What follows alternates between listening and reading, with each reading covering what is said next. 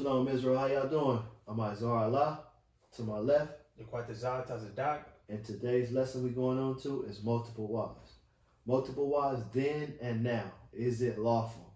We're going to find out according to the scriptures that it is indeed lawful. Because it was lawful for our nation to be birthed like that. You know, we had Jacob, whose later name was changed to Israel, our forefather. He had 12 tribes. How many wives did he have? 2 wives. He had 2 wives and 2 concubines, which became his wives. So that one man birthed our nation through polygyny, not polygamy, but through polygyny. Let's get it. Multiple wives. So, because a lot of our people are ashamed of, oh man, just the fact of hearing about multiple wives. You have women saying that men just want sex. All the time, it's not all the way just about sex. Because the scripture tells us, take not our women for lust, right? Some men want help. Some of the women need more help.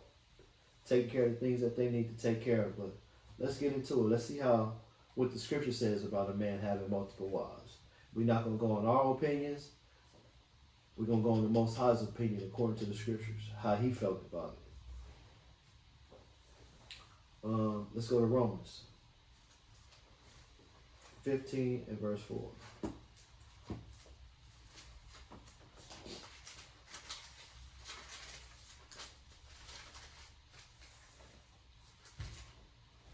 The book of Romans, chapter 15, verse 4. For whatsoever things were written aforetime were written for our learning. So these things are written for our learning today. It was put in the book for us to learn the law, statutes, the covenant that our forefathers didn't teach us. Now we're coming back into the wisdom, knowledge, and the understanding of our culture, how we operated as a nation of people, how we thrived. Well, go ahead. That we through patience and comfort of the scriptures might have hope. It said through patience and comfort of the scriptures might have hope. This is how we're going to have hope. We have how many babies die every year in the African American community, which are Israelites? Like 364,000 babies are aborted through Planned Parenthood, killing our babies. But it said that we through the scriptures may have patience and hope. Our hope is us learning the law, statutes, the covenant, and coming back to our natural way of doing things and not doing things the way of the heathens. So with that, I want to get another scripture. Let's go to Ezekiel 43 and 11.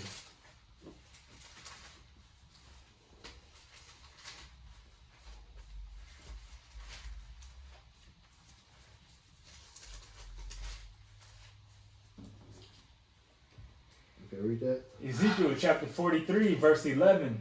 And if they be ashamed... Wait, hold up. It said if they be ashamed. What are we ashamed of, Israel? Go ahead. And if they be ashamed of all that they have done... See, all the things that we've done before we learned this truth was wicked. And some people, Israelites now, men and women, are ashamed of the way our nation was brought forth and deem it an abomination to themselves, not to the Most High, because the Most High, he was with our nation being birthed through polygyny, and he's still with polygyny today. There's nothing wrong with a man having multiple wives, which we're going to get into it. Go ahead. Show them the form of the house and the fashion thereof, and the goings out thereof, and the comings in thereof, and all the forms thereof, and all the ordinances thereof. Wait, hold up. All the ordinance. That's everything that's written in our laws. Go ahead. And all the forms thereof, and all the laws thereof. Wait, all the laws? And all the laws all thereof. The laws, which we're going to show you that polygyny, multiple wives, is lawful according to scripture. Go ahead. And write it in their sight, that they may keep the whole form thereof, and all the ordinances thereof, and do them. See, we're supposed to do them. It's not unlawful for a man to have multiple wives. But we're going to show you according to the scriptures, because I'm saying it a whole lot. So let's get this next scripture. Let's go to Job 8 and 8. So, I hope y'all hear this lesson and no longer be ashamed the way our nation was birthed. No longer be ashamed of the possibility of one man having multiple wives and not deeming it him just wanting sex or being lustful or greedy. We're going to show you that according to Scripture. Job 8 and 8. The book of Job, chapter 8, verse 8. For inquire, I pray thee, of the former age, and prepare thyself to the search of their fathers. We got to prepare ourselves to the search of our fathers, to see how our nation was brought forth, to see what customs they kept. Because today, we are teaching our children the law, statutes, and covenant of the Most High. And we saying the Bible is our constitution. This is how we're going to govern ourselves. It's in the Scriptures. It's proven fact that a man can have multiple wives. And men did have multiple wives. And it was a beautiful thing because we got the beautiful 12 tribes of Israel that everybody so claimed that, oh, we the nation on top. But deem this act of a man having multiple wives wicked. But we're going to show y'all. Let's get that. Let's go to Jeremiah 6 and 16 now.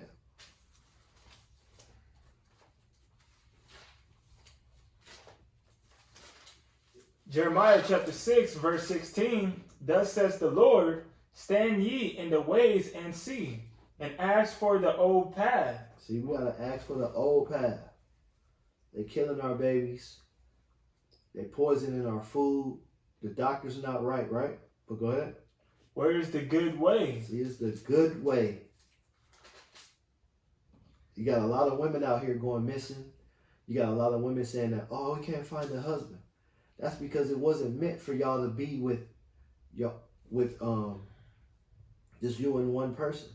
Some of y'all might have to go into the multiple relationships where multiple partners in one relationship, where there's a man and there's more than one wife. And we're going to show y'all that too, because that's prophecy. But go ahead. Where is the good way, and walk therein, and ye shall find rest for your souls. See, we're going to find rest for our souls. But go ahead. But they said, we will not walk therein. See, some of y'all don't want to walk in the ways of the old path that our forefathers left for us, that the Most High left for us. Because y'all deem it wicked. And y'all make it y'all business to go out and tell people, oh, that's wicked. Don't, they just want to be lustful. They just want to have sex. They just want to have their cake and eat it too. Which that's not the case. Some men be wore out with one woman when it comes to that. But go ahead. Let's get this next scripture. Let's go into the first person who had multiple wives. Let's go to Genesis 4 and 19. Because if a man having multiple wives was deemed wicked, the Most High, he would have put a stop to it right here. Genesis 4 and 19. Genesis chapter 4 and verse 19. And Lamech took unto him 2 wives. Wait, hold up. This is way in the beginning. This is the 3rd book, right? Yeah. It's in the Torah. Mm-hmm. Where the Most High was really dealing with the children of Israel hands-on, right? But go ahead. And Lamech took unto him 2 wives. 2 wives. If it was a problem then, the Most High would have shut it down. Go ahead. The name of the one was Adah, and the name of the other Zillah.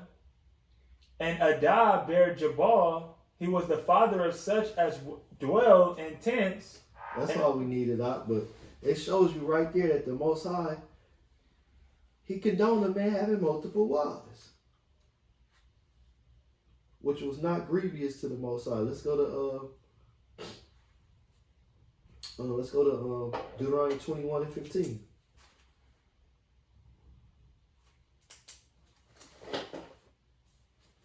So let's get the law.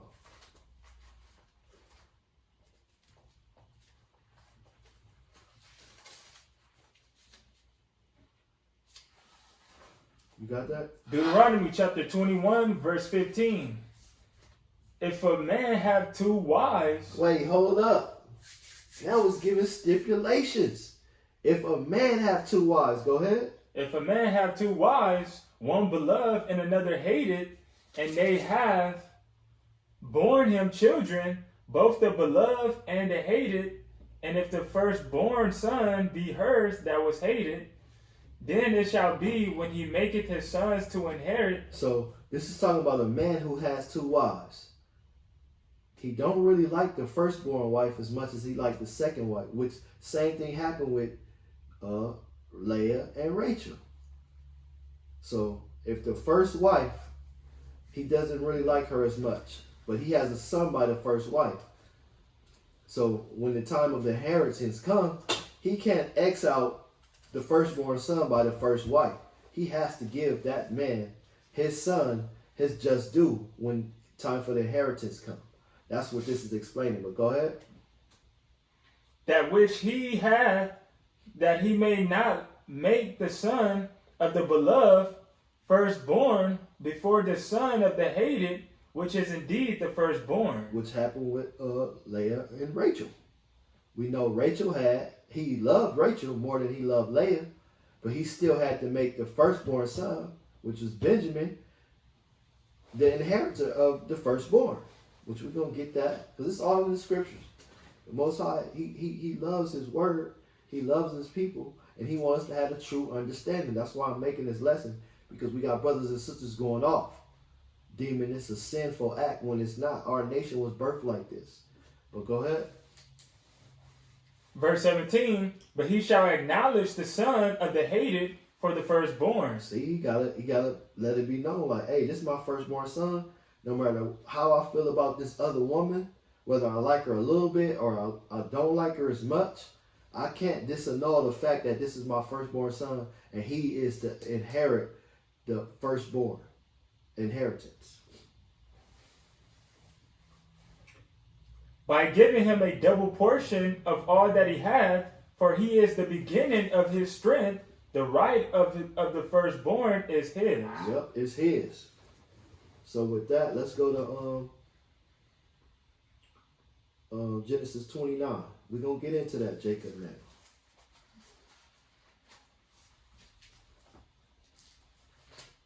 Genesis 29, and let's start at verse 13. Genesis chapter 29, verse 13. And it came to pass, when Laban heard the tidings of Jacob, his sister's son, that he ran to meet him, and embraced him, and kissed him, and brought him to his house, and he told Laban all these things.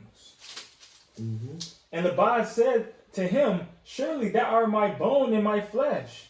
And he abode with him the space of a month. And Laban said unto Jacob, because thou art my brother, shouldest thou therefore serve me for naught? Tell me. Let's see what he served him for. Go ahead. Tell me, what shall thy wages be? And Laban had 2 daughters. The name of the elder was Leah, and the name of the younger was Rachel. Leah was tender-eyed, but Rachel was beautiful and well-favored. So we see Jacob, he favored Rachel more than Leah, but go ahead. And Jacob loved Rachel, and said, I will serve thee 7 years for Rachel, thy younger daughter. Mm-hmm. And Laban said, it is better that I give her to thee, than that I should give her to another man. So his uncle was like, man, I'm going to give you my daughter. It's better I give her to you, knowing that you're a just man, and give her to somebody else. But go ahead. Abide with me. And Jacob served 7 years for Rachel, and they seemed unto him but a few days. Mm-hmm. He served 7 years for Rachel. Well, let's see what happened. Go ahead. For the love he had to her. And Jacob said unto Laban, give me my wife, for my days are fulfilled. He was happy, like, man, 7 years, I labored for this woman, now I finally get to get her. Go ahead. Like, man, she's mine now. Go ahead. For my days are fulfilled, that I may go in unto her. Mm-hmm. And Laban gathered together all the men of the place, and made a feast. And it came to pass in the evening that he took Leah his daughter, and brought her to him, and he went in unto her. Mm-hmm. And Laban gave unto his daughter Leah Zilpah his maid for a handmaid. Wait, so Zilpah was the handmaid. But see, Jacob, he served 7 years for Rachel, and he got Leah, and he got the handmaid. But go ahead. And it came to pass that in the morning, behold, it was Leah. And he said to Laban, what is this thou hast done unto me? Did I not serve with thee for Rachel? He was like, man, I served you for Rachel. But it was all in the Most High's plan. We're going to see why. Go ahead. Wherefore then hast thou beguiled me? And Laban said, It must not be so done in our country to give the younger before the firstborn. So was that Israelite culture? That was Israelite culture. Israelite culture right there. He was like, I'm gonna give you the firstborn daughter before I give you the secondborn daughter. But see, that's Israelite culture. But go ahead. Fulfill her week, and we will give thee this also. See, he was like, man, continue with her. And I'm going to give you this also. We're going to see what that this encompasses. Go ahead. For the service which thou shalt serve with me, yet 7 other years. See, he was like, serve 7 more years. So Laban being a just man, Jacob being a just man, if it was wicked for him to take on another wife, he would have been like right there. Nah, man, I got Leah now. I'm going to stop right there. I'm not going to serve 7 more years. But we see according to scripture that it was lawful. That's why he was like, serve me 7 more years and I'll give you this other woman. Why didn't the Most High intervene right here? Because it was the Most High's plan. That's how our nation was birthed, through multiple wives. Go ahead. And Jacob did so and fulfilled her week. And he gave him Rachel, his daughter, to wife also. So now he got another wife. He got 2 wives, right? So why didn't the Most High stop it right there? It wasn't unlawful. It wasn't unlawful. We can even go into the scriptures where he said, you, Yasha'Allah, you are Israel now. A prince, with that it means prince of power. He made Jacob a prince of power, and that's the nation, the stock we come from. But brothers and sisters be out here teaching against who we are. Saying, oh, that's wicked. They just want to have sex. They greedy. It's unlawful, period. No, it's not. It's lawful. And it's right here in the scriptures. That's why the Most High made it law. But go ahead. And Laban gave to Rachel his daughter, Bilhah his handmaid, to be her maid. And he went in also unto Rachel, and he loved also Rachel more than Leah, and served with him yet 7 other years. And when the Lord saw that Leah was hated, he opened her womb, but Rachel was barren. And Leah, verse 30. Verse 30. And he went in also unto Rachel, and he loved also Rachel more than Leah, and served with him yet 7 other years. And when the Lord saw that Leah was hated, he opened her womb, but Rachel was barren. And Leah conceived and bare a son, and she called his name Reuben. So now let's see how Jacob picked up 2 more wives. Because he originally got Leah and Rachel, right? Let's go to chapter 30, verse 3 and 4.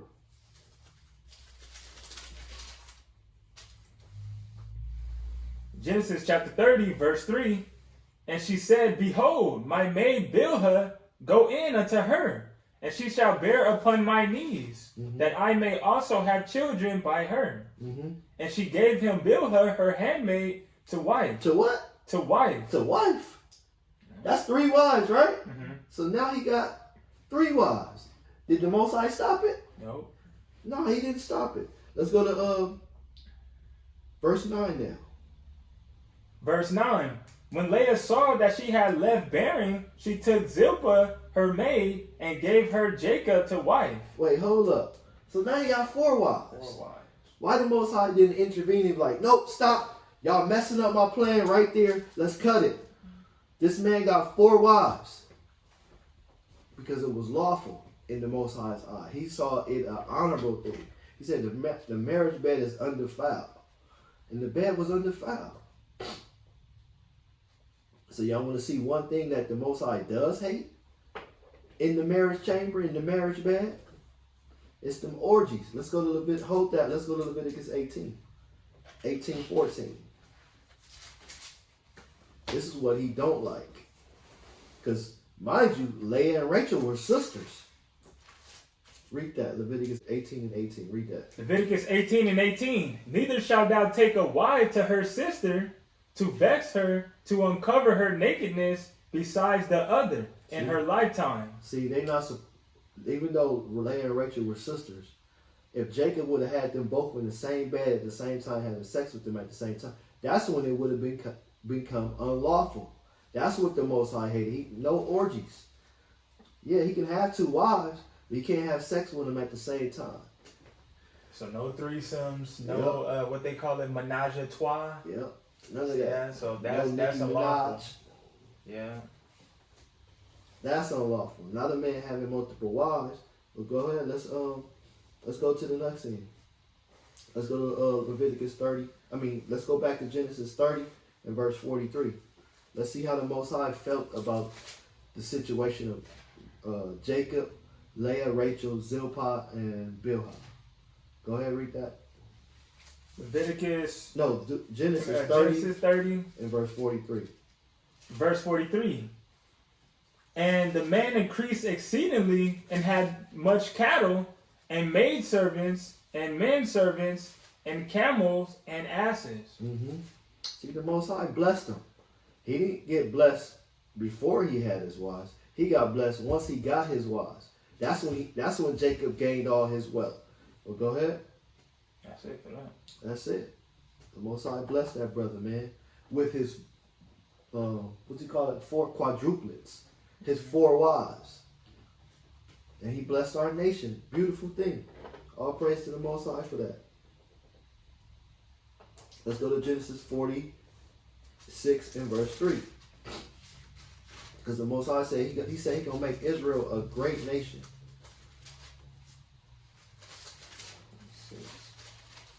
Genesis 46 and verse 3.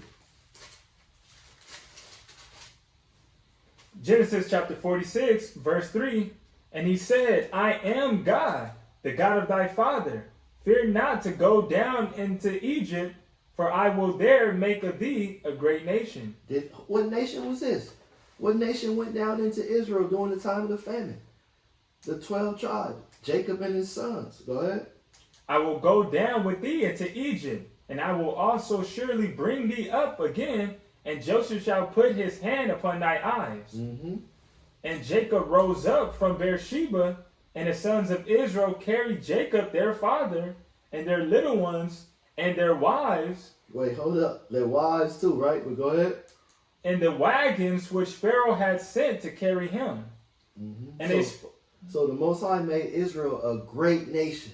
We are a great nation. Even the Most High recognized it through polygyny. He had no problem with it. So let's go to 1 Samuel.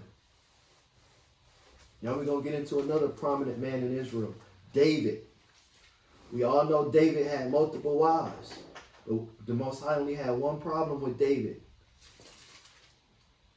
Let's go to 1 Samuel 25. I want verse 43 through 39.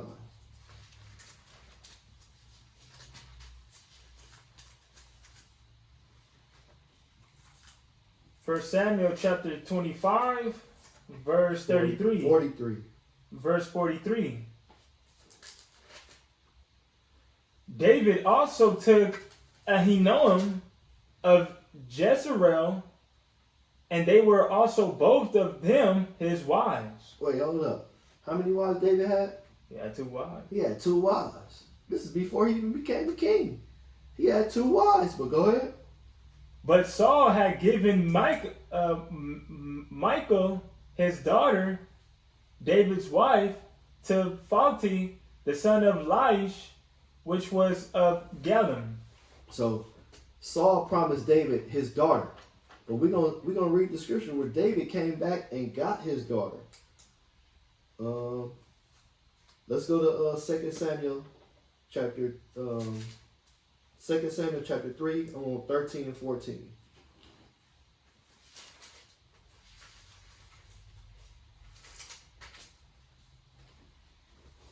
Second Samuel chapter 3, verse 13. And he said, well, I will make a league with thee, but one thing I require of thee, that is, thou shalt not see my face, except thou first bring Michal, Saul's daughter, when thou comest to see my face. So Michal, this was David's daughter. This was Saul's daughter that he promised to David, because this was David's wife. What did he do for her? He brought 200 foreskins of the Philistines, right? Go ahead. And David sent messengers to Ishbosheth, Saul's son, saying, deliver me my face, deliver me my wife, Michal, which I espoused to me for 100 foreskins of the Philistines. See, it was 100 foreskins. I said 200. It's 100 foreskins. So David went out and fought a battle for this woman. She became his wife. But Saul, being wicked, gave his wife to somebody else. But we're going to see that David came back and got his wife. Read verse, that was 14? Yeah. Let's go down to verse 18. Verse 18. Now then, do it, for the Lord has spoken of David, saying, by the hand of my servant David, I will save my people Israel out of the hand of the Philistines. So, if it was a bad thing, David having these multiple wives, why did the Most High use him to do a righteous act in Israel, being that he was wicked? And he had how many wives? 3 wives, right? Let's get that. Let's go to 2 Samuel chapter 5, 1 through 4. 2 Samuel chapter 5, verse 1. Then came all the tribes of Israel to David unto Hebron, and spake, saying, behold, we are thy bone and thy flesh.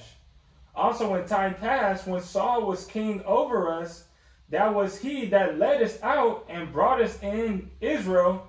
And the Lord said to thee, thou shalt feed my people Israel, and thou shalt be a captain over Israel. So David was the captain over Israel. The Most High blessed him, knowing that he had multiple wives. But brothers and sisters call it a sin. Why? Because y'all don't have true understanding of multiple wives in the Most High God's laws. Maybe you're doing something that you should not be doing. Or you're not trying to practice all of the laws of the Most High. Because he said he would give his children understanding, right? Mm-hmm. And how do we get understanding? By obeying the law. Let's go there. Let's go to Acts 5 and 31. Hold that because we got to come back there.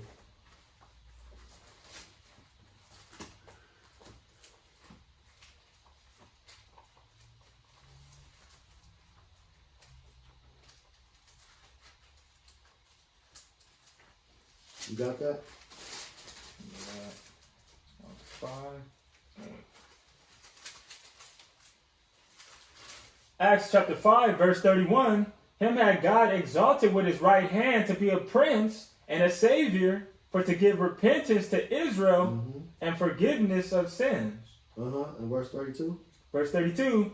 And we are his witness of these things, and so is also the Holy Ghost, whom God had given to them that obey him. See, he's going to give us the understanding of his laws, his statutes, and his commandments if we obey him.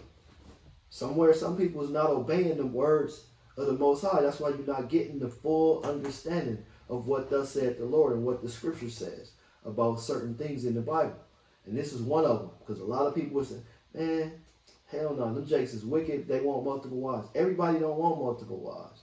And we're going to show you later on where jakes teach, let every man have his own wife. They use 1 Corinthians chapter 7 to say, let every man have his own wife. But we're going to show why in the scriptures, why it said, let every man have his own wife. And that's not talking about one woman. But we're going to get that also.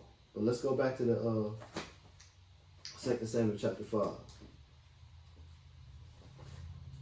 2 Samuel chapter 5, verse 3. Verse 3. So all the elders of Israel came to the king to Hebron, and King David made a league with them in Hebron before the Lord.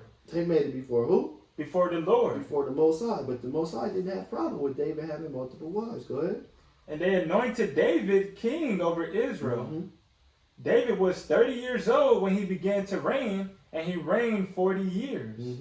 In Hebron, he reigned over Judah 7 years and 6 months. And in Jerusalem, he reigned 33 years over all Israel and Judah. So this is the man who ruled over Israel, who had 3 wives at that time. He sure did. Let's get this. David had 3 wives before he became king. He had 3 wives. So now let's get to the next thing. Let's go to Deuteronomy 17. Because a lot of people be like, man, it was wrong. David shouldn't have multiplied wives. Let's go to Deuteronomy 17.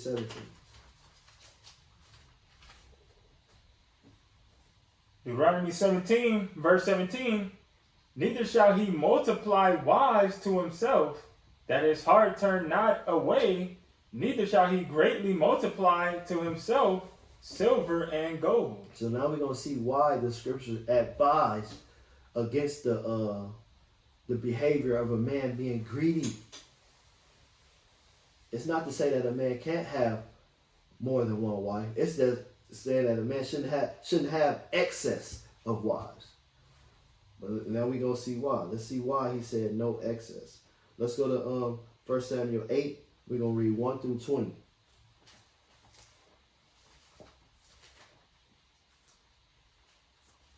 Because you got a lot of people saying, oh, I'm vegan now. But if you eat too many vegetables, what's that going to do? Too much of a good thing is not good no more. Yeah, people get sick. It throws sick. Your balance off. You get sick. Mm-hmm. So with that, let's go to 1 Samuel 8 and start at verse 1.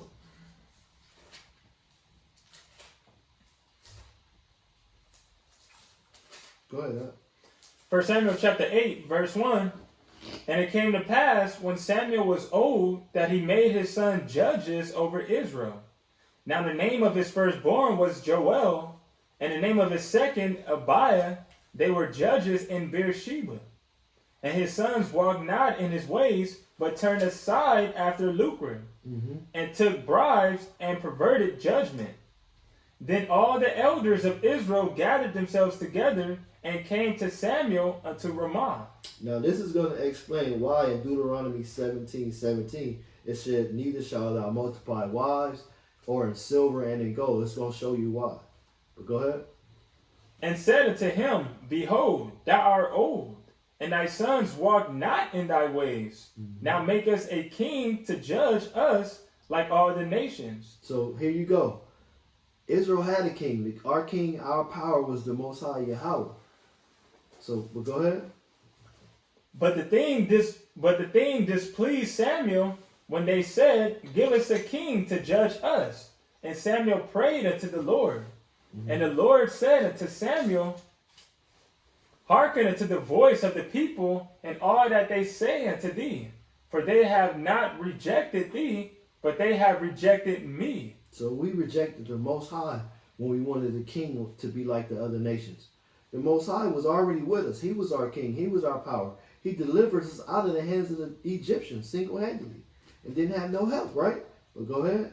That I should not reign over them, according to all the works which they have done since the day that I brought them up out of Egypt, even unto this day, wherewith they have forsaken me and served other gods, so do they also unto thee.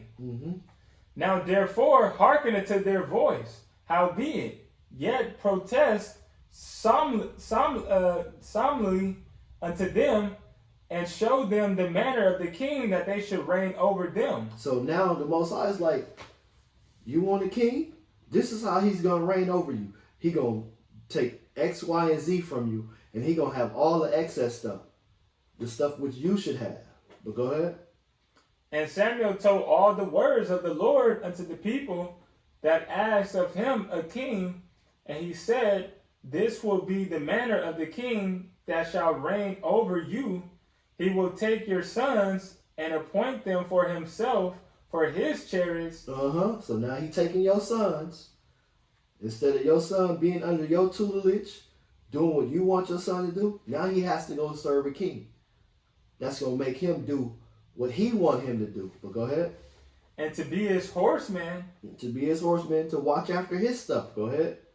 And some shall run before his chariots.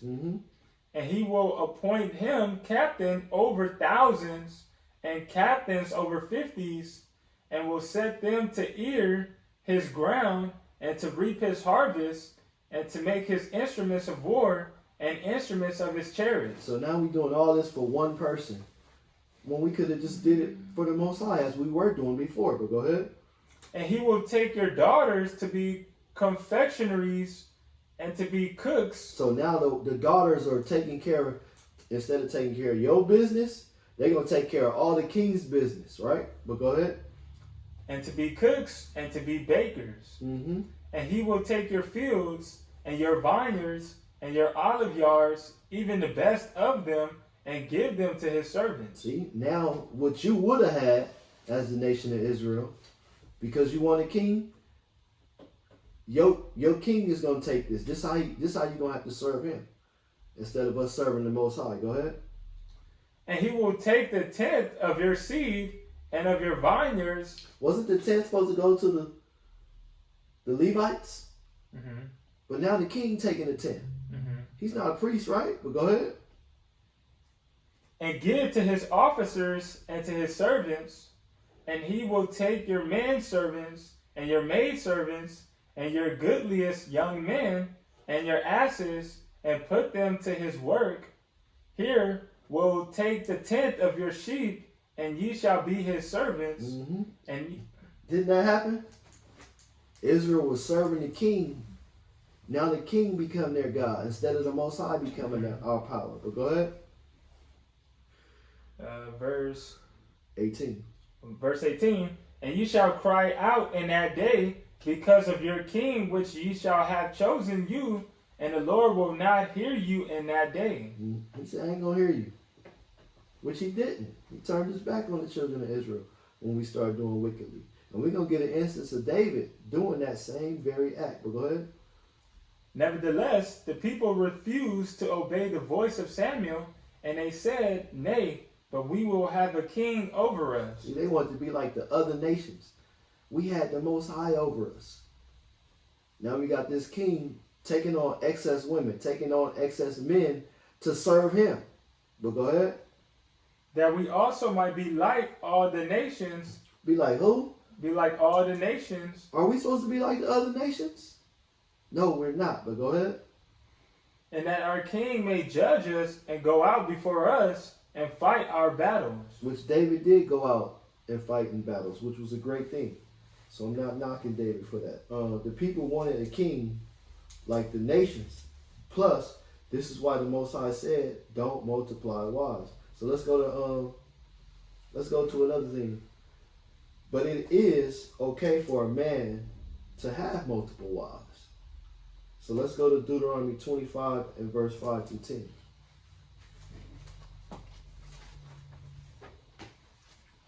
That's why the Most High said, don't multiply wives. Because the king was going to take all the excess. He was going to take more than he needed. So let's go to Deuteronomy 25.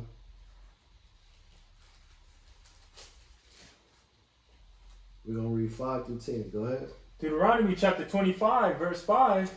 If brethren dwell together, and one of them die, and have no child, the wife of the dead shall not marry without. See, she's not supposed to marry without. Meaning go marry somebody else. Who's she supposed to marry? Somebody of her nation. One of the next of kin. This is Deuteronomy 25. Go ahead.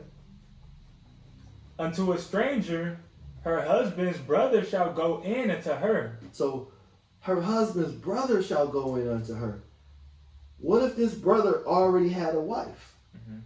Now this man is taking on 2 wives because of the law that the Most High put forth. Did he have to do it? No, he didn't have to do it, but it was lawful for him to do it. Go ahead. Unto a stranger, her husband's brother shall go in unto her, and take her to him to wife, and perform the duty of an husband's brother unto her. And it shall be that the firstborn which she beareth shall succeed in the name of his brother which is dead, that his name be not put out of Israel. So, y'all say it's unlawful for a man to have multiple wives. But if a man had a wife, and his brother died and didn't have any children, it said the woman is not supposed to go out to a stranger. The brother is supposed to now man up, take this wife on, and bring up seed so his brother's name is still being Israel. These are the laws that we're teaching our children to abide by. So we can't disannul this because we want a righteous nation, right? Right. So we're going to raise our children under this law, under these stipulations that the Most High have given. And the law is still in effect. The only law he did away with was the law of sacrifice. We no longer have to give animal sacrifice anymore. But if we're going to teach the Bible, we got to teach it in its wholeness, its full context. Especially we teaching it to our children, because this is the law that they're going to abide by. Go ahead. Go ahead. Verse 7, and if the man like not to take his brother's wife, then let his brother's wife go up to the gate unto the elders and say, my husband's brothers refuse to raise up unto his brother a name in Israel. He will not perform the duty of my husband's brother. See, now, if the husband, the brother that's living refused, this is what's supposed to happen. But go ahead, finish reading.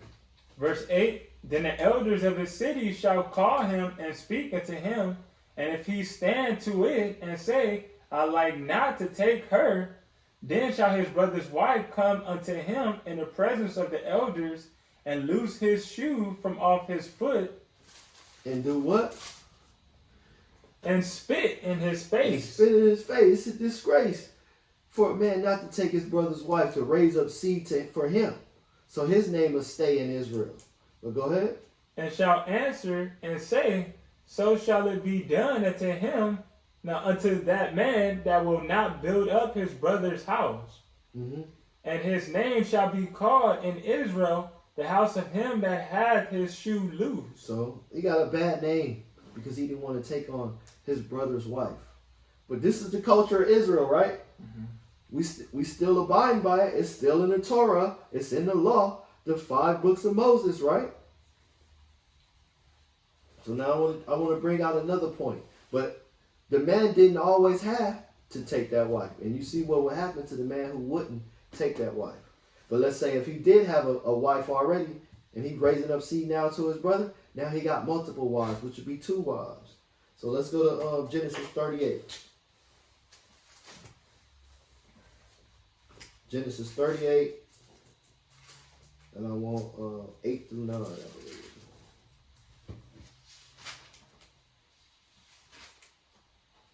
Because we're going to see the problem where brother, he did take his brother's wife, but he did something wickedly. Yep.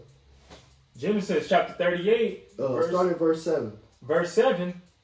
And Judah's firstborn, was wicked in the sight of the Lord, and the Lord slew him. So this brother was wicked. Let's see what Judah said to his other son. Go ahead. And Judah said unto Onan, go in unto thy brother's wife. Wait, hold on. He said, go in unto thy brother's wife. Because your brother got killed. Now I want you to go in unto your brother's wife to raise up seed so your brother's name will still be in Israel. So what if Onan had a wife already? Which the scriptures don't say he did. But let's say he did have a wife already. Now he has 2 wives. Mm-hmm. But the scriptures don't say he did. I'm just giving you all an example. But go ahead. Let's see what happened. And Judah said unto Onan, go in unto thy brother's wife, and marry her, and raise up seed to thy brother. And Onan knew that the seed should not be his. And it came to pass, when he went in unto his brother's wife, that he spilled it on the ground, lest that he should give seed to his brother. See? So the wicked act wasn't taking on this woman as to be his wife, but the wicked act was he spilled the seed on the ground. So his brother's name wouldn't be no more in Israel.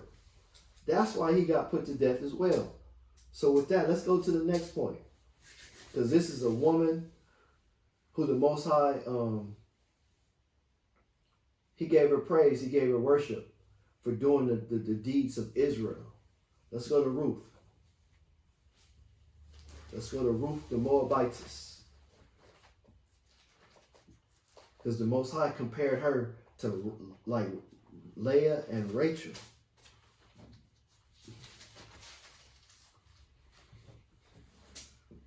Let's go to Ruth chapter 3. It started at verse 1. Ruth chapter 3, verse 1. Then Naomi, her mother-in-law, said unto her, My daughter, shall I not seek rest for thee, that it may be well with thee? And now it is not Boaz of our kindred with those maidens thou wast. Behold, he would knoweth barley tonight in the threshing floor. Mm-hmm.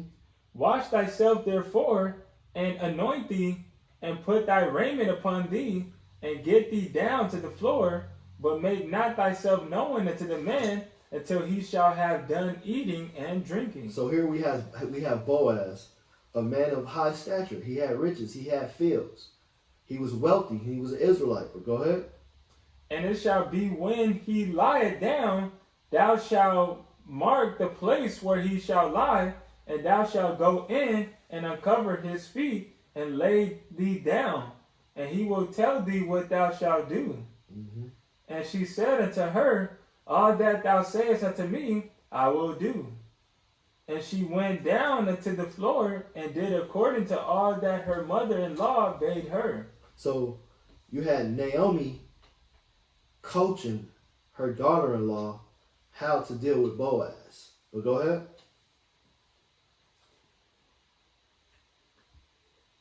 Verse 6, And she went down unto the floor, and did according to all that her mother-in-law bade her.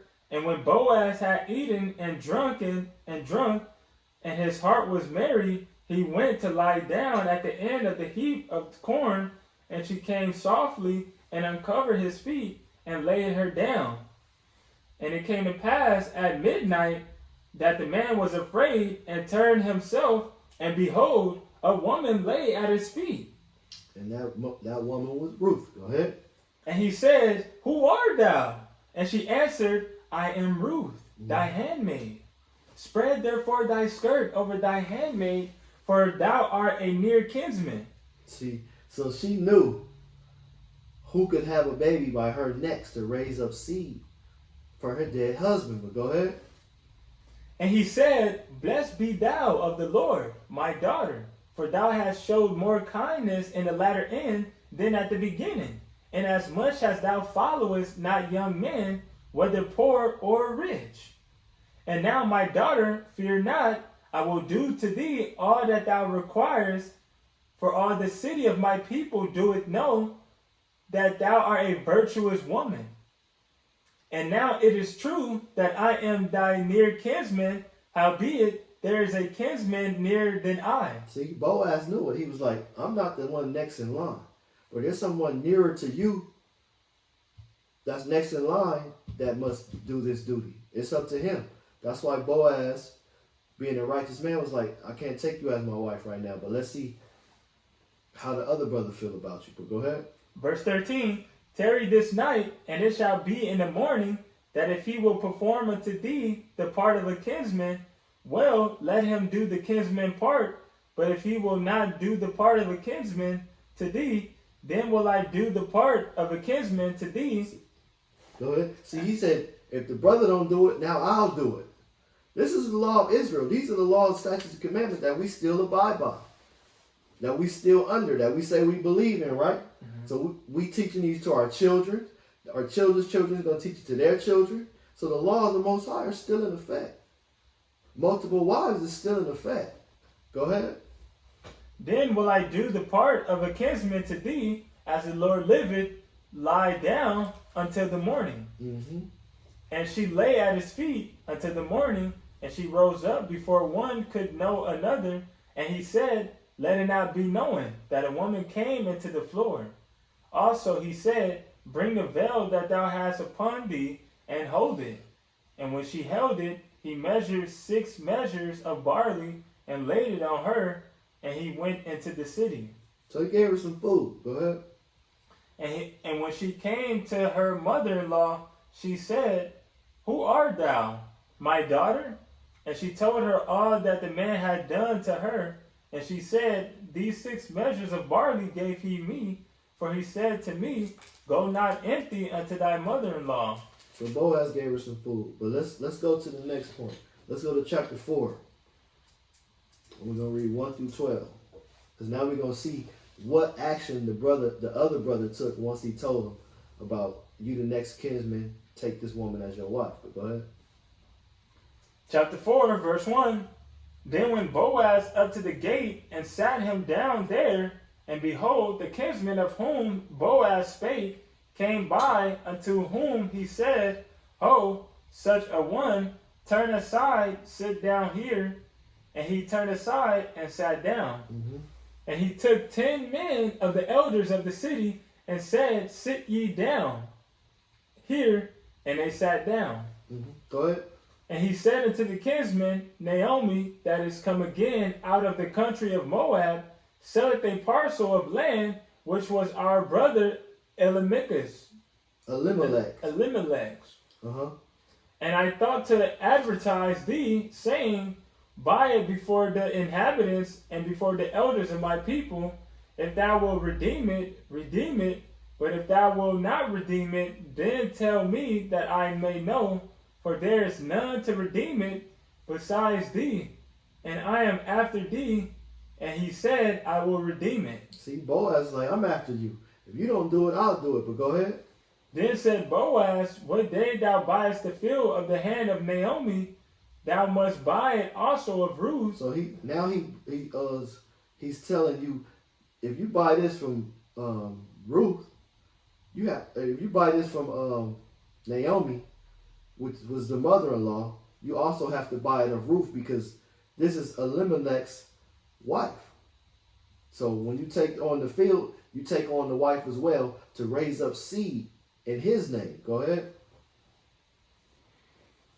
The wife of the dead, to raise up the name of the dead upon his inheritance. And the kinsman said, I cannot redeem it for myself, lest I mar my own inheritance.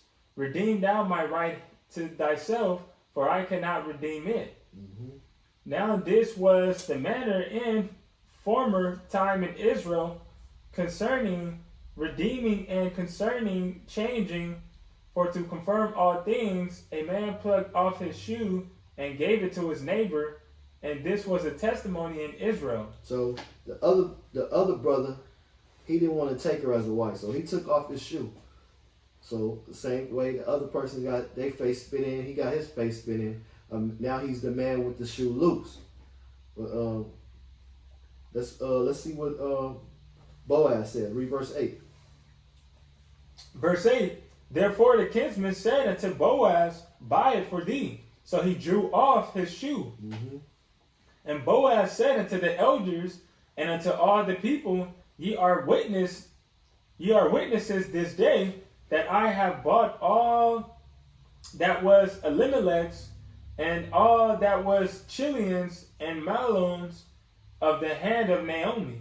Mm-hmm. Moreover, Ruth the Moabitess, the wife of Mahlon, have I purchased to be my wife, to raise up the name of the dead upon his inheritance, that the name of the dead be not cut off from among his brethren. Boaz took on this inheritance to raise up seed to his brethren. Go ahead.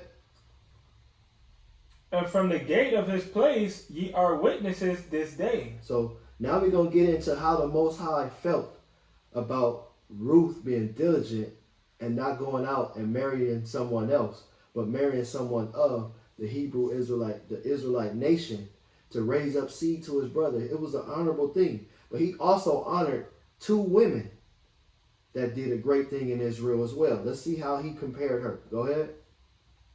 Verse 11. And all the people that were in the gate and the elders said, We are witnesses. The Lord make the woman that is come in unto thy house like Rachel. He said he going to make this woman like Rachel and who else? And like Leah. And like Leah. These women birthed the nation of Israel. And when they couldn't have children, they gave up their handmaids to their husbands to wife to bring up more children in Israel. The Most High honors that. He honors what they did. He honors what Laban did. So now he's comparing this woman to them, a builder of Israel. Go ahead. The Lord make the woman that is to come into thy house like Rachel and like Leah, which two did build the house of Israel. So he comparing a Moabitess woman to the children of Israel, to the righteous ones, to the ones that gave up their handmaids to birth more children, to the two women who had the same husband, to the four women that had the same husband. The Most High honored this. Go ahead, let's see how he felt about it.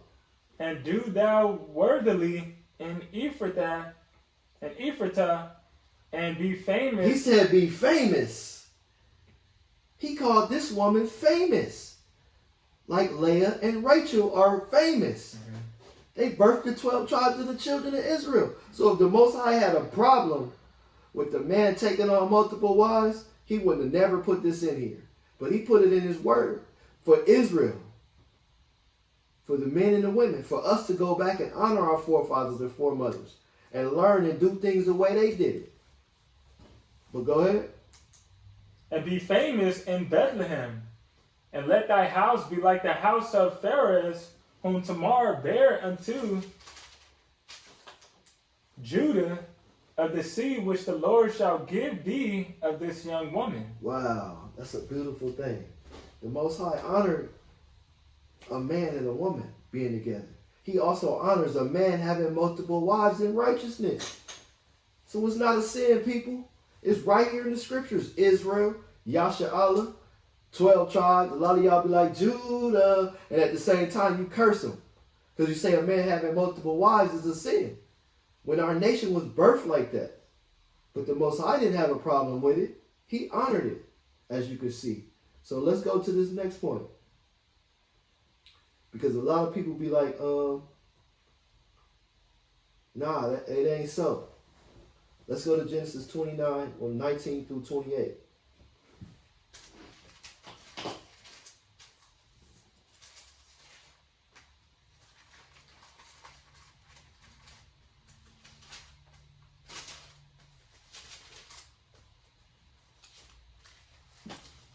Because the Most High, he loves and he honors righteousness.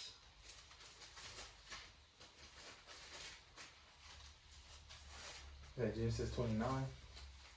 Yep. Genesis 29, 19 through 28. I'm going to show something real quick. Genesis chapter 29, verse 19. And Laban said, it is better that I give her to thee than that I should give her to another man. Abide with me. And Jacob served 7 years for Rachel. So these are the women that he honored. These are the women that the Most High compared Ruth to. Go ahead. And they seemed to him but a few days for the love he had to her. And Jacob said unto Laban, give me my wife, for my days are fulfilled, that I may go in unto her. And Laban gathered together all the men of the place. Let's go to verse 28, because these are the women he honored. Verse 28, and Jacob did so and fulfilled her week, and he gave him Rachel his daughter to wife also. So, man, the Most High compared Ruth to these women, the women that built Israel. Go ahead. Verse 29, and Laban gave to Rachel his daughter Bilhah his handmaid to be her maid. So here we have it. Ruth is being compared to the builders of Israel, Rachel and Leah. Because they did a noble thing. When they couldn't have children by a man, by their husband, they gave up their handmaids and built a beautiful nation of Israel through polygyny. So if the Most High, he didn't like it, he would have said it right away. Like, nah, man, I don't want you to continue to move that way. Do it this way. But he honored multiple wives, and he showed it right there. So let's go to another thing, because this is the thing right here where brothers be like, a man can't have multiple wives too. They use this and turn it into a false doctrine. Let's go to 1 Timothy chapter 3. Mind you, every man is not a bishop. Every man is not a deacon.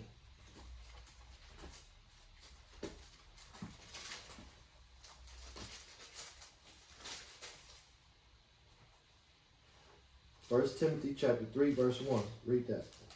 1 Timothy chapter 3, verse 1.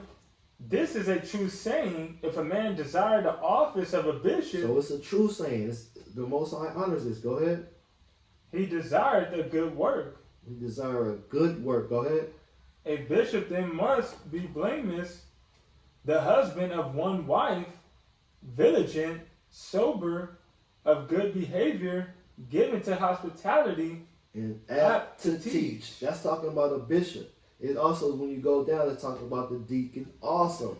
But we're not going to go there. So let's go to, because like I said, every man is not a bishop. And when I want to show you also that there was a man of high stature, a Levite, who had multiple wives. Let's go to 2 Chronicles 24, verse 3 and 2. Wait, no. What I want to do, I want to show that a lot of men had multiple wives, and then I'm going to get into where it shows you that a priest had multiple wives. Let's go to 2 Chronicles 24, verse 3 and 2.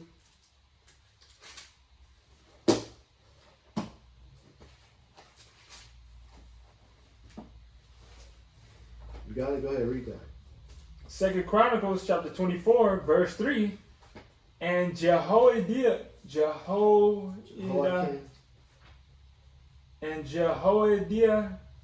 took for him 2 wives, and he begot sons and daughters. So this man also took 2 wives and begot sons and daughters, right?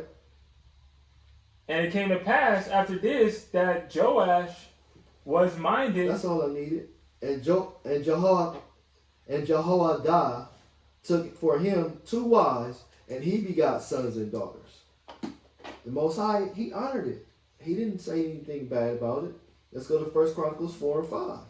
Because I just want to show the point that more than one man had multiple wives all throughout the scriptures. And also, every man didn't have a lot of wives. King Solomon, he only had 1 wife. I mean, not Solomon. King Saul. King Saul only had 1 wife. That's what I meant. You said 1 Chronicles? Yeah, 1 Chronicles 4 and 5.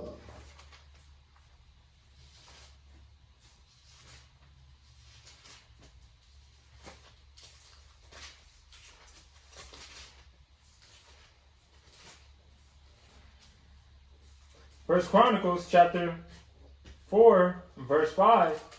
And Asher, the father of Tekoa, had 2 wives, Hilah and Naarah. So here you have another man who had 2 wives. But the Most High never deemed it wicked. He never deemed it evil, like some brothers do today. Let's go to Deuteronomy 21 and verse 15.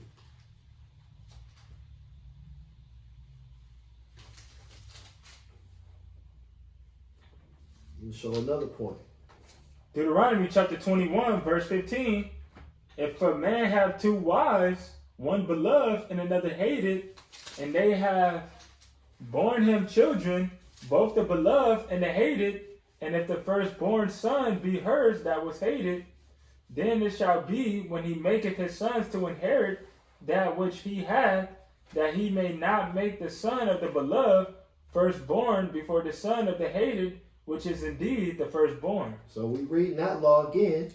So it's telling you if a man have multiple wives. The Most High, he made laws and stipulations to protect the sons of the firstborn, knowing that this man would have multiple wives, and some men would start to hate the first wife and love the second wife more, which he could have favored her more and not favored the first wife more.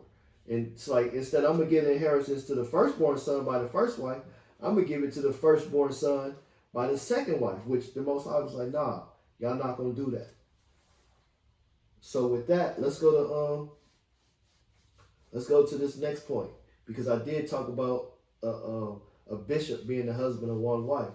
But here you have a man who was a priest, and he had multiple wives. Let's go to 1 Samuel chapter 1, verse 1 and 2. We're going to find out who this man was.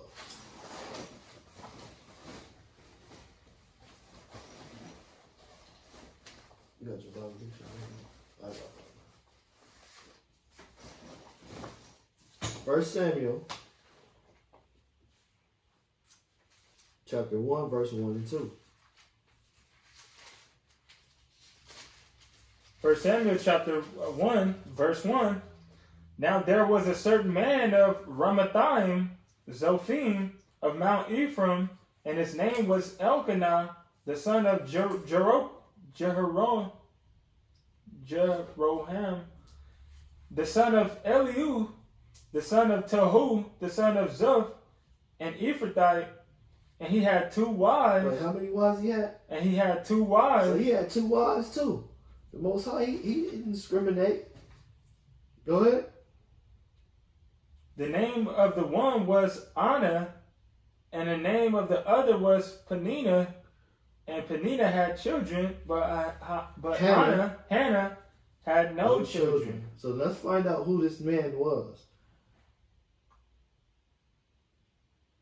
And this man went up out of... let's find out who he was. Let's get Elkanah.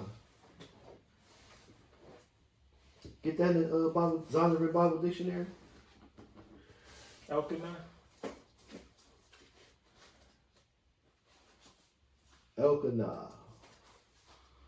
Elkanah, the father of Samuel. Well, it means God has possessed. God has possessed. Mm-hmm. The father of Samuel, he is called an Ephraimite from Ramathaim Zophim in the hill country of Ephraim, but he appears to have been a Levite, descendant of Kohath. So this man was a Levite. So what were the Levites? Priests, right? And here he had 2 wives, but go ahead and read it. Levite, descendant of Kohath, the officer of King Ahaz, warrior of David. In addition, several Levites bear the name Elkanah. That's pretty much it. That's all I need. I just need to show who he was. Because if a Levite was performing a duty to thy brother's wife, this would make him have 2 wives now. So it's not to say that a bishop can't have 2 wives, but the Most High advises against it. But if the thing come up to where he has to perform duty to thy brother, then he has to perform that. And there's no sin against it, him having multiple wives. So now I want to get that part about David, which I should have got it earlier. Let's go to 1 Samuel chapter 12.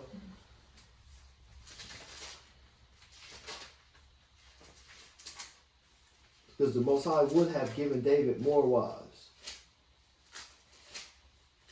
But the sin that he committed was adultery. He slept with another man's wife. So let's go to 1 Samuel chapter 12. And I believe you can start at verse 5.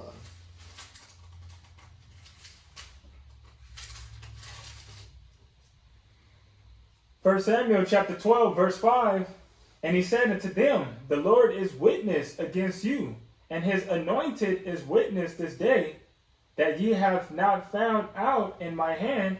And they answered, he is witness.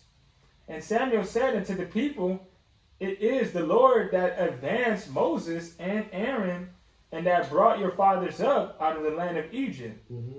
Now therefore stand still, that I may reason with you before the Lord of all the righteous acts of the Lord, which he did to you and your fathers.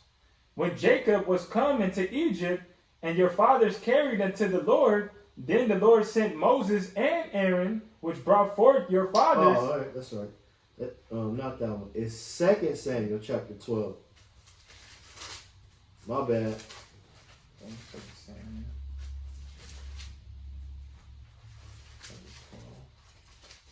2 Samuel chapter 12. Because this is what David did. This is the one sin that he committed that the Most High hated. And the Most High was like, man, he sent through his messenger. He said,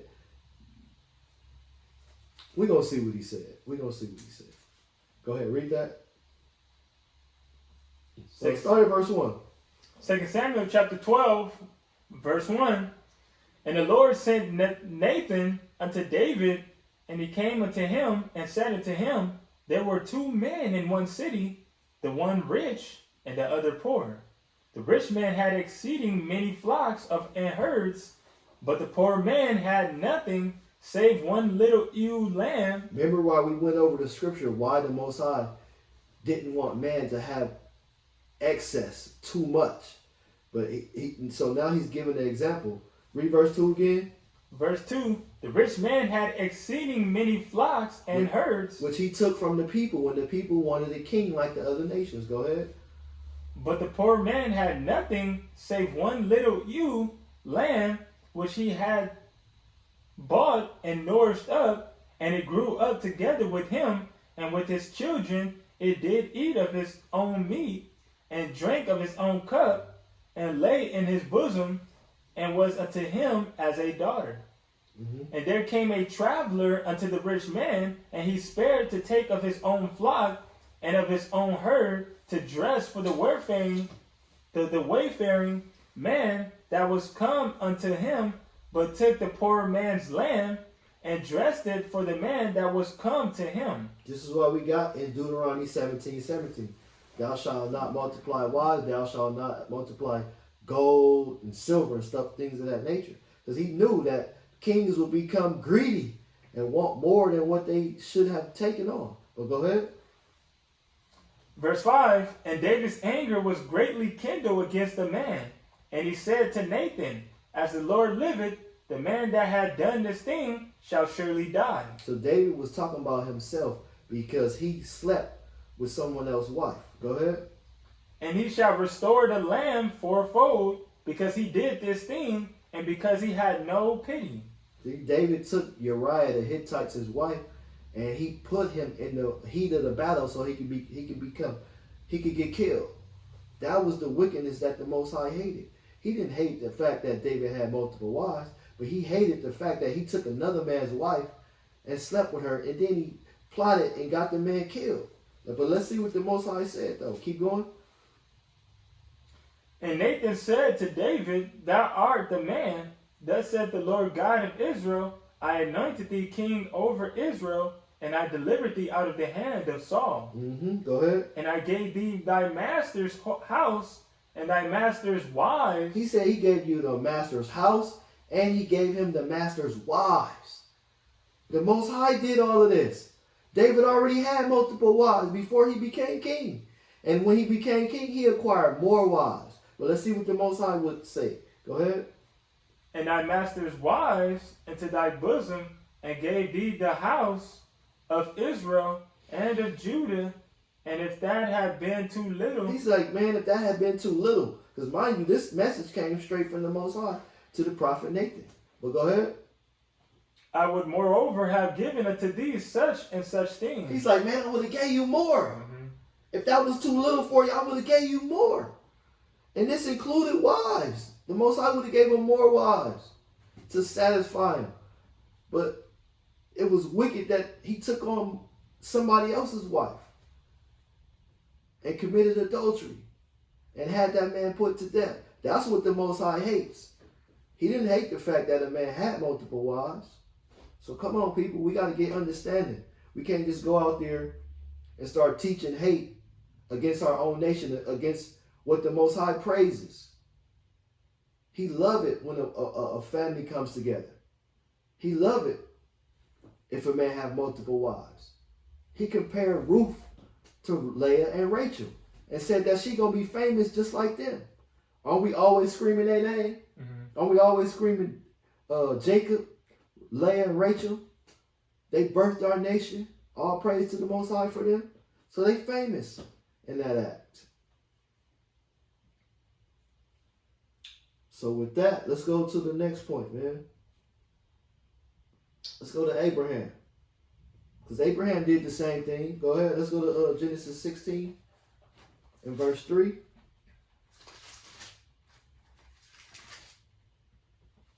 We're going to take it way back now.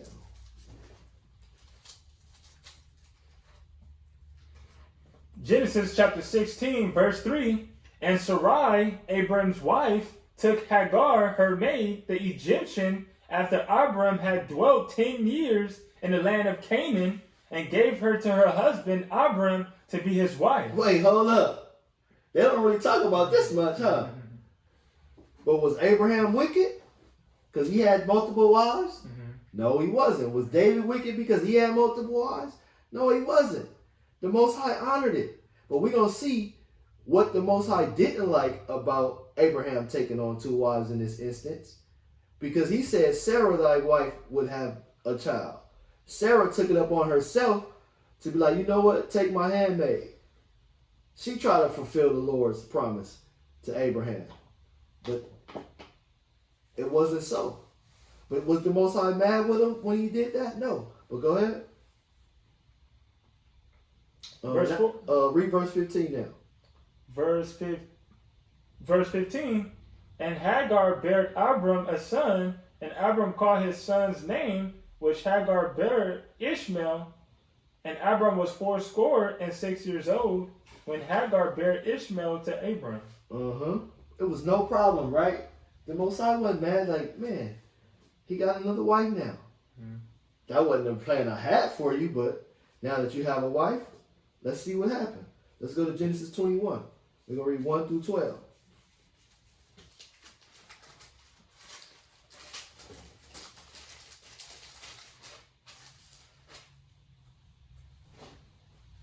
Go ahead. Verse 1. Mm-hmm. Genesis chapter 21, verse 1. And the Lord visited Sarah as he had said, and the Lord did unto Sarah as he had spoken, for Sarah conceived and bare Abraham a son. So that was the promise. Abraham was supposed to have a seed through his wife, but Sarah took it up on herself, like, I'm going to give you my handmaid, and she going to bear you a son. But go ahead. And bare Abraham a son in his old age, at the set time of which God had spoken to him. And Abraham called the name of his son that was born unto him, who Sarah bare to him, Isaac. And Abraham circumcised his son Isaac, being 8 days old, as God had commanded him. So here you have Abraham, 2 wives, right? No issue with the Most High, right? But go ahead. And Abraham was 100 years old when his son Isaac was born unto him. And Sarah said, God had made me to laugh, so that all that hear will laugh with me. And she said, who would have said unto Abraham that Sarah should have given children suck? For I have borne him a son in his old age. And the child grew and was weaned, and Abraham made a great feast the same day that Isaac was weaned. And Sarah saw the son of Hagar the Egyptian, which she had borne unto Abraham, mocking. So this was the only problem that the Most High had. It wasn't the fact that Abraham had 2 wives. It was the fact that the bondwoman's son was mocking Isaac, which was the son of the seed of the promise. But go ahead. Wherefore she said unto Abraham, cast out this bondwoman. Like, cast her out now. Her son is being a bad influence on our son. This is the son that the Most High God has blessed. So now the bondwoman, she got to go because her son is wicked. But go ahead. Wherefore she said unto Abraham, cast out this bondwoman and her son. For the son of this bondwoman shall not be higher with my son, even with Isaac. And the thing was very grievous in Abraham's sight because of his son. Let's see what Abraham said to the Most High. And God said unto Abraham, let it not be grievous in thy sight because of the lad and because of thy bondwoman. See, the Most High didn't have a problem intervening right there. Like, nah, this bondwoman's son can't grow up with Isaac because he's mocking him, he's making fun of him, he's gonna influence him in a bad way. But see how fast the Most High dealt with him. But if the Most High had a problem with a man having multiple wives, he would have dealt with him right here in the beginning. In Genesis. That's what it means, right? Beginning. But it's okay. But go ahead and finish reading that. And all that Sarah has said unto thee, hearken unto her voice, for in Isaac shall thy seed be called. See? All praise to the Most High. No pun intended, but Israel. We got to wake up to the truth. We got to learn and understand what thus said the Lord. It's okay for a man to have multiple wives. And y'all got men and women, y'all have to come to the grips that our nation was birthed like this. and the Most High honors it. Why y'all think it's illegal here in America? Mm-hmm. Because they don't want us to grow and be Israel. They put Planned Parenthood in all the ghettos. You don't see Planned Parenthood in Palos Verdes. You don't see Planned Parenthood in Hollywood, right? Right. But you only see it in the ghetto, in the hood. Because they want to make it easy for our children to kill themselves. And they want to make it hard for us to grow up and flourish as a nation. Because y'all see how hard it is. The husband and the two husbands, I mean, not two husbands, but you have a man and a wife working. It's hard for them to make ends meet here in the United States, right? But let's say you got another righteous woman. All y'all making $30,000 a year. That's $90,000 between three people. And that's just one of the pros. That's $90,000 between three people. And y'all can live off of that. Right? Right. Survive. Raise up children. Get the things you need. Have the necessary things. And another thing that'll be a pro, you would always have a babysitter. Somebody can watch the kids while the other two work. You don't have to pay what? It's $800 a month. Some cases, $1,000, $2,000 a month for child care. That'll be a pro right there. Now you got two wives. One can babysit and take care of the house. Until the children are reared up, now all three of y'all back working. But that's just some of the pros and cons. I ain't going to go into all of it right now. But, so let's get this next point. Let's go to Genesis. Oh no, we just read that. Genesis 21, 1 through 12. So let's go to this issue, because I brought this up earlier. Let's go to 1 Corinthians 7. We're going to read 1 through 3. Because some brothers make this a false doctrine, saying a man can only have one wife, or should only have one wife.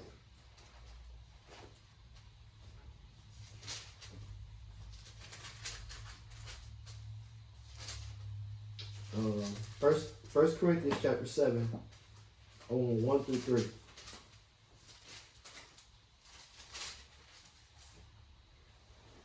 First Corinthians chapter 7, verse 1.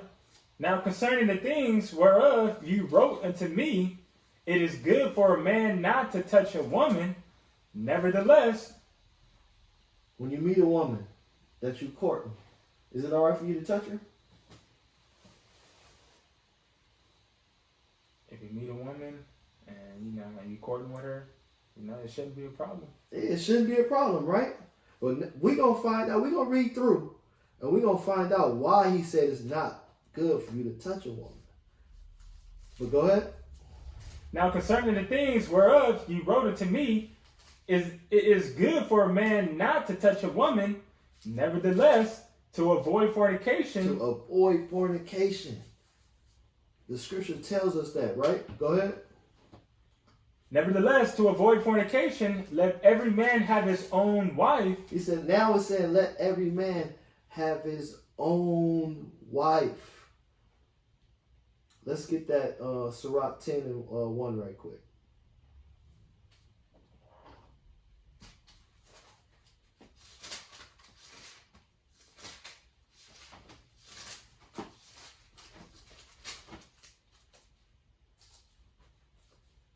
Because this is the issue that brothers was having.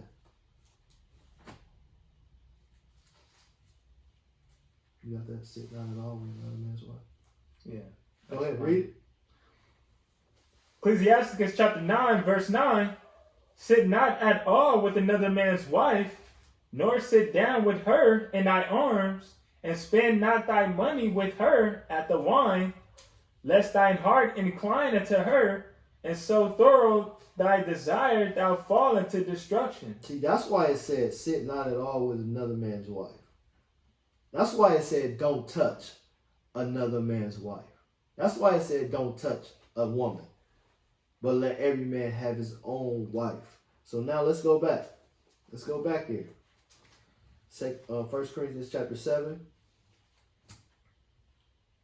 verse 2. 1 Corinthians chapter 7, verse 2. Nevertheless, to avoid fornication, let every man have his own wife, and let every woman have her own husband. Verse 3. Verse 3. Let the husband render unto the wife due benevolence, and likewise also the wife unto the husband. So now let's see the issue that brothers was having. Because they always say, oh, it said let every man have his own wife. But they never read in full context. They just stop right there. That's it. That's it. Right there. One wife. That's it. Let's go to verse 5 now. Chapter 5. Chapter 5 and verse 1. We're going to get to why he said that. Because it was an issue with brothers sleeping with other people's wives. Go ahead. 1 Corinthians chapter 5, verse 1. It is reported commonly that there is fornication among you. Now we're going to see what type of fornication it was, which we read in Sirach. Go ahead. And such fornication as it not so much as named amongst the Gentiles that one should have his father's wife. Wait, brothers is sleeping with their father's wives. What's the penalty for that? Let's go to Deuteronomy 23 right quick.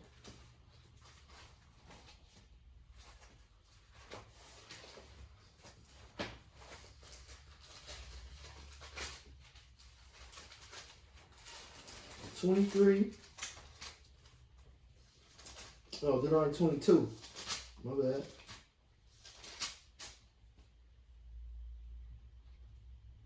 And verse 23. Verse 22. Deuteronomy 22, verse 22. If a man be found lying with a woman married to an husband, then they shall both of them die. See, both of them should die, right? So now let's go back. This was the problem, y'all. This is why it said a man should have his own wife. Not meaning just one. It's saying his own. Because the brother in Genesis, what chapter was that? 4 and 19, Elimelech took 2 wives. And they became his own. But go ahead. 1 Corinthians chapter 5 and 1. It is reported commonly that there is fornication among you, and such fornication as is not so much as named amongst the Gentiles that one should have his father's wife. Go ahead. And ye are puffed up, and have not rather mourned that he that had done this deed might be taken away from among you. So him being taken away is being put to death. That was the law, that if a man sleep with a married woman, he got to get put to death. This is why the issue came up about men having their own wives. Because you had sons sleeping with their father's wives. Which we can also get that in law. Let's go to Leviticus 18 right quick. Which should not be done.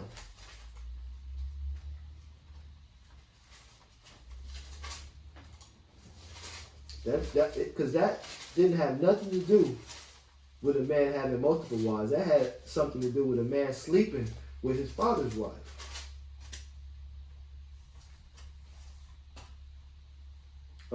Leviticus 18, verse 6. Leviticus chapter 18, verse 6.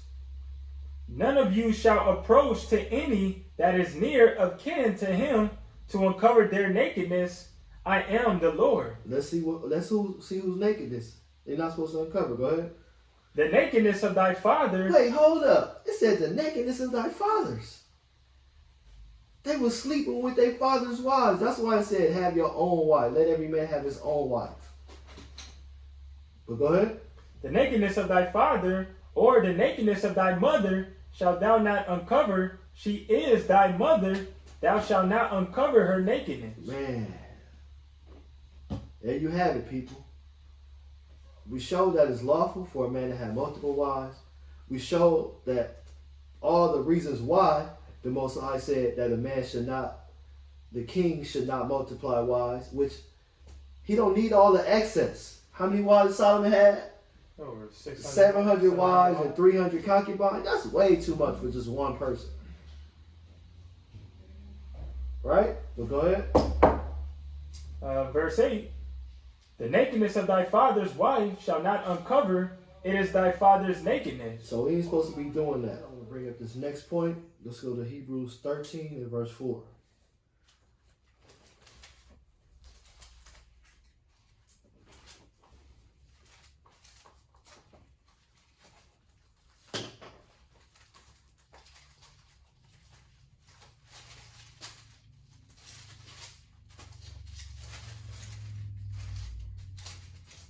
Hebrews chapter 13, verse 4. Marriage is honorable in all. See, the Most High honors marriage. He even honors the marriage of a man having multiple wives. Go ahead. And the bed undefiled. See, the bed is undefiled. He gave us the stipulations of how we are to conduct ourselves in a moral fashion in the bedroom in Leviticus 18. Go ahead. But whoremongers. He said whoremongers. Sisters and brothers being promiscuous, just sleeping with any and every old body, what's going to happen? And adulterers, God will judge. He said he will judge them. Didn't David get judged for his act of adultery? Yes, he did. You even had other brothers and sisters for that act of adultery and being whoremongers. They were put to death. But now we are under grace. We're learning the law, statutes, and covenant, and which we are to abide by. The Most High didn't do away with any of his laws, except the law of sacrifice. Let's get to Matthew 5 and 17 right quick.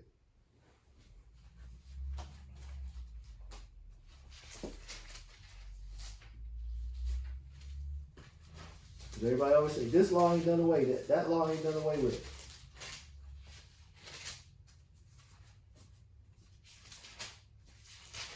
So we still abide by the Torah, which is the first 5 books of the law of Moses.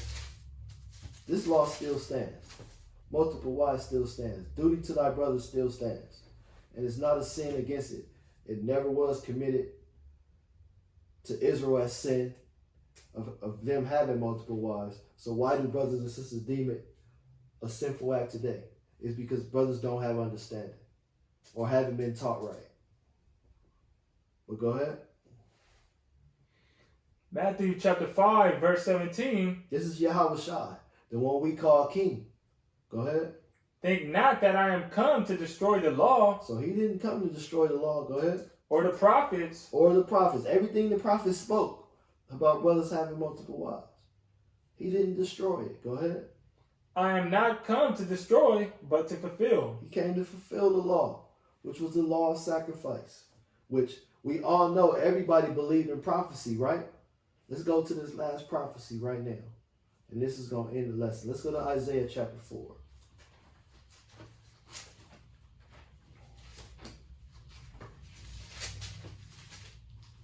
Because it's a beautiful thing when the Most High gives us understanding of his wisdom, his knowledge, and the things that happen all throughout scriptures. And he give us the things that's going to happen in the end, which is starting to happen today. You seeing sisters coming through and wanting to be that second wife, that third wife, or that fourth wife to brothers, to help out, to raise up their nation, to play their part. Let's go there. It's Isaiah 4 and 1. Isaiah chapter 4, verse 1. And in that day, 7 women. Wait, how many women? That's 7 women. Go ahead. 7 women shall take hold of one man. How many men? 1 man. 1 man. And that's going to be an honorable thing. Because it's prophecy right here. Has this happened yet? Because you have some people saying, that's going to happen in the kingdom. But we're going to show you why it's not going to happen in the kingdom. Why it's going to happen before the kingdom come. Go ahead. In that day, 7 women shall take hold of 1 man, saying, we will eat our own bread. You know, man, let us take care of the house. Let us make this food. They're going to be that Proverbs 31 woman real quick, right? Go ahead. We will eat our own bread and wear our own apparel. Which is a long dress, head covered with fringes on. Go ahead. Only let us be called by the name to take away our Wait, reproach. hold on. He said, let us be called by your name. They want that Yasha Allah. They want that Prince of Power. To do what? Let us be called by thy name to take away our reproach. To take away their reproach. What reproach are they going to have in the kingdom? When the Most High is neither going to be nor sorrow, nor remember other evil things, right? Let's get the definition of reproach. Get that for me right quick. So we're going to see. Because there's not going to be reproach in the kingdom. So why would these women be like, man, let me get this husband? Or these women, these 7 women be like, let's go to that man. He's a righteous man. So let him take away our reproach. Look at that definition. You got it? Reproach. Address someone in such a way as to express disapproval. See, the Most High, he disapprove of the wicked ways today. He disapprove of y'all women saying that it's unlawful for a man to have multiple wives. They're going to take away, this one righteous man is going to take away 7 women reproach, because he's going to teach them the law, statutes, and covenant of the Most High, and how they should live in righteousness. That's how this man is going to take away the reproach. And this is going to happen before we make it into the kingdom. Because once you get into the kingdom, there is going to be no reproach. Because every man and woman is going to know the law, statutes, and covenant of the Most High. Go ahead. In that day shall the branch of the Lord be beautiful. Wait, hold up. Let the Most High go honoring it. One man having 7 wives, he said in that day, shall the branch of the Lord be beautiful. Wow, that's beautiful. Go ahead. And glorious, and the fruit of the earth shall be excellent. And wait, hold comely. up. He said, and the fruit of the earth shall be excellent. Didn't the Most High tell the children of Israel to be what? Let's hold up. Let's go, hold that. Go to Genesis. Let's go to Genesis chapter 1.